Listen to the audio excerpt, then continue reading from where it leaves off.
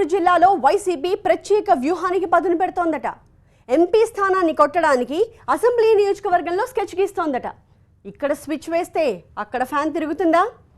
Ponnuru election war record చుట్టూ తిరుగుతోంది. యుద్ధంలో ఎత్తులు పై ఎత్తులు ఉంటాయి కానీ రికార్డులు కూడా ఉంటాయా? ఇంతకీ ఏంటా రికార్డ్? హస్తానికి పొంగులేటి హ్యాండ్ ఇచ్చేశారు. వెళ్ళే వాళ్ళని చూస్తూ పోవుచున్నావా అని సాడ్ ఫ్లేవర్లో బాధపడ్డం, లేకపోతే ఎవడి కోసం ఎవడున్నాడు పొండిరా పొండి మా కాలం కర్మం కలిసొస్తేనే రండిరా రండి అని ఎమోషనల్గా స్పందించడం తప్ప టీపీసీసీ ఏమీ చేయలేదా? కనిపించే రాజకీయం వెనక కనిపించని ఎత్తులు వ్యూహాలను మీ ముందుంచడానికి వచ్చేసింది పొలిటికల్ మిర్చి.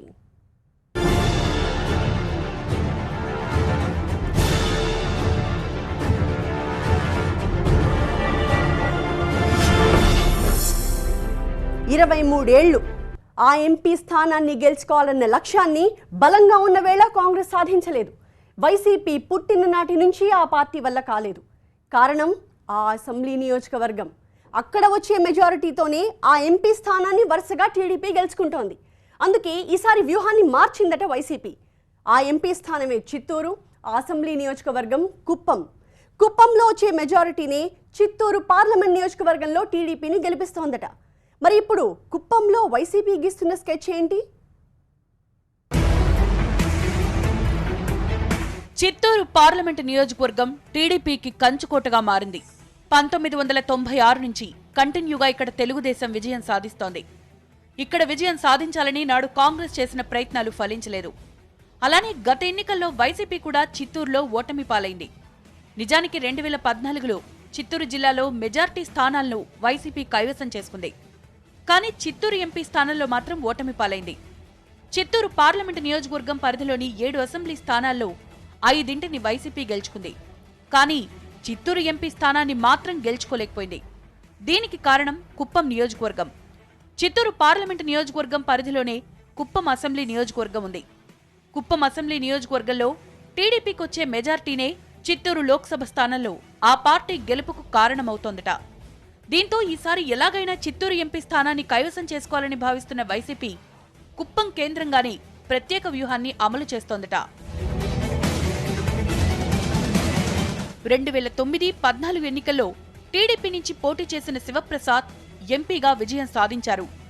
ఈసారి కూడా చిత్తూరు బరిలో టీడీపీ నుంచి మరోసారి పోటీకి సై అనేశారు శివప్రసాద్. 2014లో కుప్పంలో చంద్రబాబు 47,121 ఓట్ల మెజార్టీతో గెలుపొందారు. 2014లో చిత్తూరు ఎంపీగా శివప్రసాద్ 44,138 ఓట్ల మెజార్టీతో విజయం సాధించారు. కుప్పంలో టీడీపీకి మెజార్టీ తగ్గితే చిత్తూరు పార్లమెంటు స్థానంలో ఆ పార్టీ అభ్యర్థిని ఓడించడం చాలా తేలికని వైసీపీ భావిస్తోందట. కానీ టీడీపీకి ఆ మాటకొస్తే చంద్రబాబుకు కుప్పం కంచుకోట. నిజానికి అసలు కుప్పంలో చంద్రబాబు ప్రచారం చేయరు. చివరకు నామినేషన్ కూడా వేయరు. స్థానిక టీడీపీ నేతలే చంద్రబాబు తరపున నామినేషన్ వేస్తారు. స్థానిక టీడీపీ నేతలే ప్రచారం చేస్తారు. టీడీపీకి తిరుగులేని కుప్పంలో చంద్రబాబుని ఢీకొట్టడం కంటే టీడీపీ ఎంపీ అభ్యర్థికి పడే ఓట్లను మళ్లిస్తే అనుకున్నది సాధించవచ్చని వైసీపీ నేతలు భావిస్తున్నారట.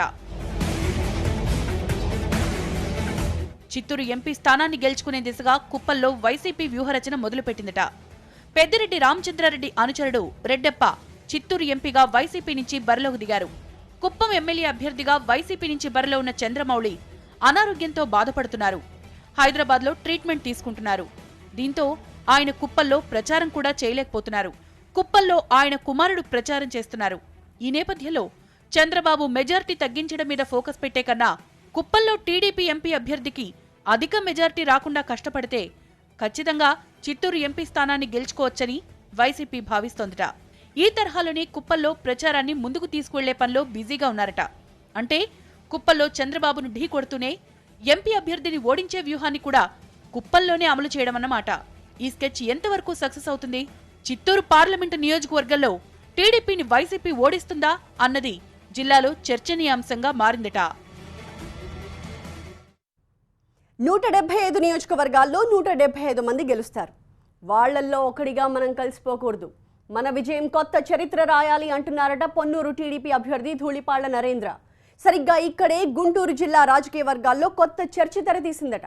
రికార్డుల దుమ్ముని ధూళిపాళ్ల దులిపేస్తారా లేక ధూళిపాళ్ల లక్ష్యంపై కిలారి రోసయ్య దుమ్ము కొడతారా? ఇదే ఆ హాట్ డిస్కషన్. ఇంతకీ ఈసారి గెలుపు గుర్రం ఎక్కితే ధూళిపాళ్ల సృష్టించే రికార్డ్ ఏంటి?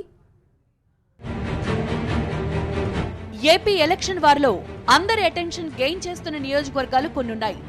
వాటిలో గుంటూరు జిల్లా పొన్నూరు నియోజకవర్గం ఒకటి. తొలి నుంచి అది టీడీపీ కంచుకోటగానే ఉంది. ఇప్పుడు సిట్టింగ్ ఎమ్మెల్యే కూడా టీడీపీనే. మరోసారి టీడీపీ నుంచి ఎన్నికల బరిలోకి దిగారు ధూళిపాళ్ల నరేంద్ర. ఈసారి ధూళిపాళ్ల గెలిస్తే టీడీపీ ఖాతాలో మరోసారి పొన్నూరు చేరడం మాత్రమే కాదు, డబుల్ హ్యాట్రిక్ చేసిన తొలి ఎమ్మెల్యేగా గుంటూరు జిల్లా రాజకీయాల్లో ధూళిపాళ్ల కొత్త చరిత్రను సృష్టించిన నేతవుతారు. టీడీపీ ఆవిర్భావం నుంచి 8 సార్లు ఎన్నికలు జరిగితే 7 సార్లు టీడీపీ గెలుపొందింది. 1994 నుంచి ఇప్పటిదాకా వరుసగా 5 పర్యాయాలు పొన్నూరు నుంచి ఎమ్మెల్యేగా గెలిచారు ధూళిపాళ్ల నరేంద్ర. ఈసారి కూడా గెలిస్తే గుంటూరు జిల్లాలో వరుసగా 6 సార్లు గెలిచిన తొలి ఎమ్మెల్యే ధూళిపాళ్ల నరేంద్ర అవుతారు. ఇప్పటిదాకా ఏ లీడర్ వరుసగా 6 సార్లు విజయం సాధించలేదు. కోడెల శివప్రసాద్ నరసరావుపేట నుంచి వరుసగా 5 సార్లు గెలిచి ఆ తర్వాత 2004లో 9లో ఓటమి పాలయ్యారు. 2014లో సత్తెనపల్లిలో విజయం సాధించారు. దీంతో జిల్లాలోనే వరుసగా 6 సార్లు ఒకే నియోజకవర్గం నుంచి గెలిచిన నేతగా రికార్డు సృష్టించాలన్న పట్టుదలతో ధూళిపాళ్ల నరేంద్ర ఉన్నారట. ధూళిపాళ్ల నరేంద్రను ఈసారి ఎలాగైనా ఓడించాలన్న పట్టుదలతో వైసీపీ పావులు కదుపుతోంది. అదే సమయంలో వైసీపీలో నెలకొన్న లుకలుకలను తన గెలుపుకు మెట్లుగా వాడుకోవాలని వ్యూహరచన చేస్తున్నారు ధూళిపాళ్ల. గత ఎన్నికల్లో వైసీపీ నుంచి పోటీ చేసిన రావి వెంకటరమణ ఓటమి పాలయ్యారు. ఈసారి ఎలాగైనా గెలిచి తీరాలన్న పంతంతో గత 5 ఏళ్లుగా నియోజకవర్గంలో పనిచేసుకుంటూ వచ్చారు రావి వెంకటరమణ. కానీ చివరి క్షణంలో జగన్ వ్యూహం మార్చారు. ఉమ్మారెడ్డి వెంకటేశ్వర్లు అల్లుడు కిలారి రోసయ్యకు టికెట్ ఇచ్చారు. దీంతో రావి వెంకటరమణ వర్గం అంతా తీవ్ర అసంతృప్తితో ఉంది. ఈ పరిణామాలను తనకు అనుకూలంగా మార్చుకోవాలని ధూళిపాళ్ల ప్రయత్నిస్తున్నారట. తన రాజకీయ భవిష్యత్తుకు సంబంధించి అధిష్టానం నుంచి స్పష్టమైన హామీ కోసం రావి ఎదురు చూస్తున్నారట. దీంతో రావి వెంకటరమణ చురుగ్గా ప్రచార యుద్ధంలో పాల్గొనడం లేదని వైసీపీలో గుసగుసలు నడుస్తున్నాయట. ఈ పరిణామాల నేపథ్యంలో వైసీపీ శ్రేణులు కలుపుకుని ముందుకు వెళ్లే బాధ్యతను ఎంపీ అభ్యర్థి మోదుగుల వేణుగోపాల్ రెడ్డి తన భుజాల మీద వేసుకున్నారట. నియోజకవర్గంలో కాపు ఓటు బ్యాంకుతో పాటు ముస్లిం ఓటు బ్యాంకు కూడా బలంగానే ఉంది. ధూళిపాళ్ల నరేంద్ర కమ్మ సామాజిక వర్గానికి చెందిన నేత. ఈ కారణంగానే వ్యూహం మార్చిన వైసీపీ 5 ఏళ్లుగా నియోజకవర్గంలో పార్టీ బలోపేతానికి పనిచేసిన రావిని కాదని కిలారి రోసయ్యను బరిలోకి దించింది. దీంతో కమ్మ కాపు సామాజిక వర్గాల సమరంగా పొన్నూరు ఎలక్షన్ వార్ టర్న్ తీసుకుందని రాజకీయ వర్గాల్లో చర్చ సాగుతోందట.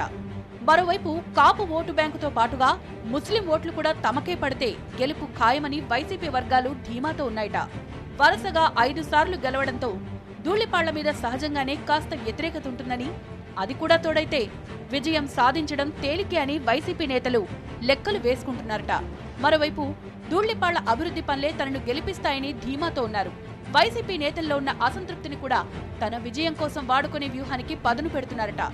వరుసగా 6వసారి పొన్నూరు నుంచి గెలిచి ఇప్పటిదాకా గుంటూరులో ఏ లీడర్కి సాధ్యం కాని రికార్డును నెలకొల్పాలని ధూళిపాళ్ల పట్టుదలతో ఉన్నారు. చివరి నిమిషంలో ఎంట్రీ ఇచ్చి 5 సార్లు గెలిచిన ధూళిపాళ్లనే ఓడిస్తే అసలైన గెలుపుగా అది నిలిచిపోతుందని కిలారి రోసయ్య భావిస్తున్నారట. ఇలా 2 పార్టీలు, 2 అభ్యర్థులు విజయం కోసం సర్వశక్తులను ఒడ్డుతున్నాయి. మరి పొన్నూరు ఓటర్లు ఏం చేయబోతున్నారన్నది జిల్లా వ్యాప్తంగా ఉత్కంఠ రేపుతోందట. తెలంగాణలో కాంగ్రెస్ పరిస్థితి ఏంటి? వెళ్లిపోతున్న నేతలకు ఈ ప్రశ్న వేయాల్సిన అవసరమే లేదు. ఉన్న నేతల్లో ఎప్పుడు ఎవరు జంప్ అవుతారో తెలియడం లేదు కాబట్టి ఉన్న వాళ్ళని అడగలేం. మరేం చేయాలి? ఆ పార్టీ మీద పేలుతున్న జోక్ వింటే పరిస్థితి అర్థమవుతుంది అంటున్నాయట రాజకీయ వర్గాలు. కాంగ్రెస్ నుంచి వెళ్లే వాళ్ళని కాంగ్రెస్లో ఉన్నవాళ్లు లెక్క పెట్టుకుంటారు. ఉన్నవాళ్లలో ఎంతమంది ఇకపై వెళతారో మనం అంచనా వేద్దాం, అంతకు మించి ఏమీ చేయడం కుదరదు అన్నది ఆ జోకట. నిజానికి ఇందులో పెద్ద వ్యంగ్యం కూడా ఏమీ లేదు. ఎందుకంటే వాస్తవం అలా ఉంది. మరి కరుడుగట్టిన కాంగ్రెస్ వాది పొంగులేటి జం ఉదాహరణ. తెలంగాణ కాంగ్రెస్ రోజురోజుకి అత్యంత వేగంగా తన బలాన్ని కోల్పోతోంది. ఏపీ కాంగ్రెస్ కి దగ్గర కావడానికి తహతహలాడుతోంది. అసెంబ్లీ ఎన్నికల్లో ఘోర పరాజయం తర్వాత గెలిచిన 19 మంది ఎమ్మెల్యేల్లో 9 మంది ఇప్పటికే కాంగ్రెస్ కి జై కొట్టేశారు. ఓడిన నేతలు హస్తానికి హ్యాండ్ ఇస్తున్నారు. వెళ్లిపోతున్న నేతలకు సంబంధించి రకరకాల స్వార్థ కారణాలు చెప్తూ వస్తోంది తెలంగాణ పీసీసీ. కానీ అధికారంలో ఉన్న టీఆర్ఎస్ లోకి మాత్రమే కాదు, తెలంగాణలో కేవలం ఒకే ఒక ఎమ్మెల్యే ఉన్న బీజేపీలో కూడా జంపింగ్స్ మొదలయ్యాయి. డీకే అరుణ లాంటి సీనియర్ నేత కాషాయ కండువా వేసుకుని అందర్నీ ఆశ్చర్యపరిచారు. ఇప్పుడు పొంగులేటి సుధాకర్ రెడ్డి కాంగ్రెస్ కి గుడ్ బై చెప్పేశారు. కరడుగట్టిన కాంగ్రెస్ నేతలుగా పేరొందిన వాళ్లలో పొంగులేటి సుధాకర్ రెడ్డి ఒకరు. విద్యార్థి దశ నుంచి కాంగ్రెస్ తో ఉన్నారు. అలాంటి పొంగులేటి కాంగ్రెస్ వీడి అధికారంలో ఉన్న టీఆర్ఎస్ వైపు చూడకుండా కమలానికి జై కొట్టేశారు. దీంతో ఇకపై తెలంగాణ కాంగ్రెస్ నుంచి ఎవరు బయటకు వెళ్లినా ఆశ్చర్యపోవాల్సింది లేదని రాజకీయ వర్గాలు చెప్తున్నాయి. కాంగ్రెస్ ప్రాథమిక సభ్యత్వానికి రాజీనామా చేసి ఢిల్లీలో ప్రధాని మోదీని కలిశారు పొంగులేటి సుధాకర్ రెడ్డి. పార్టీ నుంచి బయటకు వెళ్తూ తీవ్ర స్థాయిలోనే ఆరోపణలు చేశారు. డబ్బుకే పార్టీ ప్రాధాన్యత ఇస్తుందన్నారు. దీంతో పొంగులేటి ఆరోపణల కేంద్రంగా రాజకీయ వర్గాల్లో చర్చ సాగుతోందట. పొంగులేటి సుధాకర్ రెడ్డి శాసనమండలి సభ్యత్వం ముగిసింది. దీంతో మరోసారి ఎమ్మెల్సీని చేయాలని పొంగులేటి కోరారట. అయితే ఎమ్మెల్యే కోటాలో ఎమ్మెల్సీ కావాలంటే ఒక్కో ఎమ్మెల్యేకి ఇంతంటూ ముట్ట చెప్పాలని పీసీసీ పెద్దలే డిమాండ్ చేశారని సన్నిహితుల వద్ద పొంగులేటి ఆవేదన వ్యక్తం చేశారట. అయితే ఈలోపు ఎమ్మెల్యేలు జంప్ చేయడంతో ఆ కోటాలో ఎమ్మెల్సీని గెలుచుకునే ఛాన్స్ కూడా తెలంగాణ కాంగ్రెస్ కి లేకుండా పోయింది. ఇప్పుడు పొంగులేటి పార్టీ వీడుతూ డబ్బులున్న వారికే ప్రాధాన్యత అంటూ ఆరోపణలు చేయడంతో గతంలో పొంగులేటి చుట్టూ సాగిన ప్రచారం మరోసారి తెరపైకొచ్చిందట. తెలంగాణలో బలపడ్డానికి ప్రత్యేక వ్యూహాలు రచిస్తున్న బీజేపీ ఆపరేషన్ ఆకర్షని పరుగులు పెట్టించాలని భావిస్తోందట. కొందరు కాంగ్రెస్ నేతలపై బీజేపీ అధిష్టానం ఫోకస్ పెట్టిందన్న చర్చ కూడా పొలిటికల్ సర్కిల్స్ లో సాగుతోందట. ఈ సమయంలోనే డీకే అరుణ తర్వాత పొంగులేటి సుధాకర్ రెడ్డి కాషాయ కండువా వేసుకోవడానికి రెడీ అయిపోయారు. ఇక టీఆర్ఎస్ కి ఎప్పుడు ఏ ఎమ్మెల్యే జై కొడతాడో తెలియని స్థితిలో తెలంగాణ పీసీసీ పెద్దలున్నారు. ఈ నేపథ్యంలో ఇకపై తెలంగాణలో జరిగే రాజకీయాల్లో బీజేపీ పాత్ర పెరిగితే కాంగ్రెస్ కి కొత్త సమస్యలు తప్పవని రాజకీయ వర్గాలు చెప్తున్నాయట. ఒకవైపు ఎన్నికలు జరిగిన 100 రోజుల్లోనే ప్రధాన ప్రతిపక్ష హోదా పోయింది. మరోవైపు జంప్ చేయడానికి టీఆర్ఎస్ తర్వాత బీజేపీ బెస్ట్ అన్న భావన కాంగ్రెస్ నేతల్లో పెరుగుతోంది. ఇలానే మరికొందరు నేతలు బీజేపీ వైపు చూస్తే తెలంగాణ కాంగ్రెస్ కోలుకోలేనంతగా నష్టపోవడం ఖాయమన్న విశ్లేషణలు రాజకీయ వర్గాల్లో హల్చల్ చేస్తున్నాయట.